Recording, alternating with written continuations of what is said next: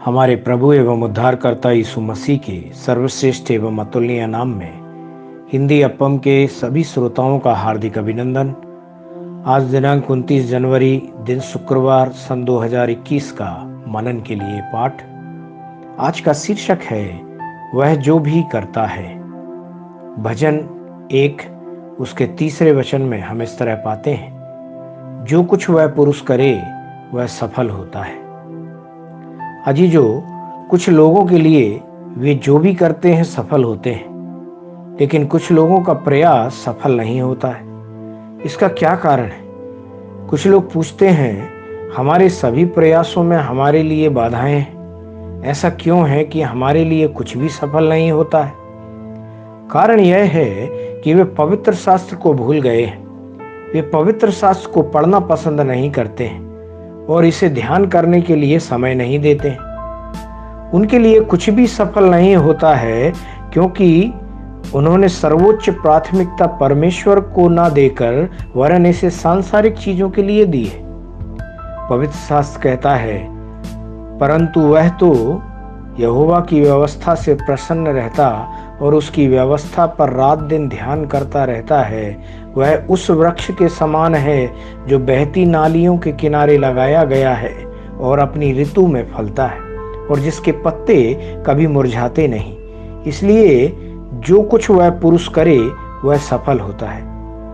भजन 1 उसके 2 और 3 वचन में हम इस तरह पाते हैं। एक मजेदार कहानी है। एक बार एक ग्रामीण शहर में आया और उसने एक महंगा छाता खरीदा। जब वह एक दुकान से बाहर आया तो भारी बारिश होने लगी। उस आदमी को पता नहीं था कि छाता कैसे खोला जाता है और इसलिए अपने सिर पर कपड़े का एक टुकड़ा रखकर भागा। कुछ लोग उस पर हंसे, जबकि कुछ लोगों को उस पर दया आई। दुकान के मालिक को उसके लिए दुख महसूस हुआ और इसलिए वह उसके पीछे भागा और छाता खोलने में उसकी मदद की।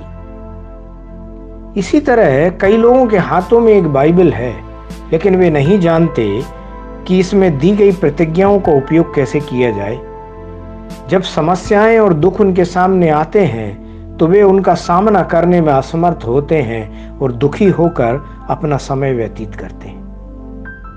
परमेश्वर ने पवित्र शास्त्र में अपनी महिमा व्यक्त की है और आपको इससे अनजान नहीं रहना चाहिए। दाऊद के जीवन को देखें। जैसा कहा गया है, जो कुछ भी वह करे वह सफल होता है।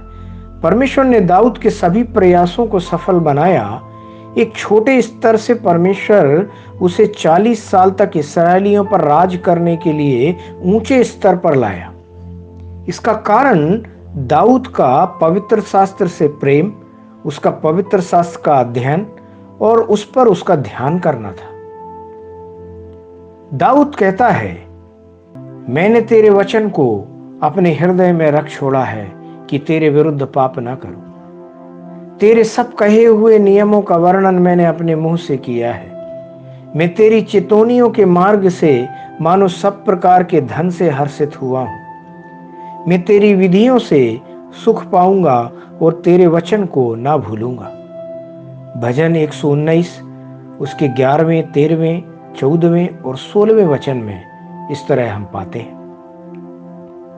ध्यान करने के लिए आज जो वचन लिया है, भजन 119 उसका 105वां वचन, जहां इस तरह लिखा है, तेरा वचन मेरे पांव के लिए दीपक और मेरे मार्ग के लिए उजियाला है।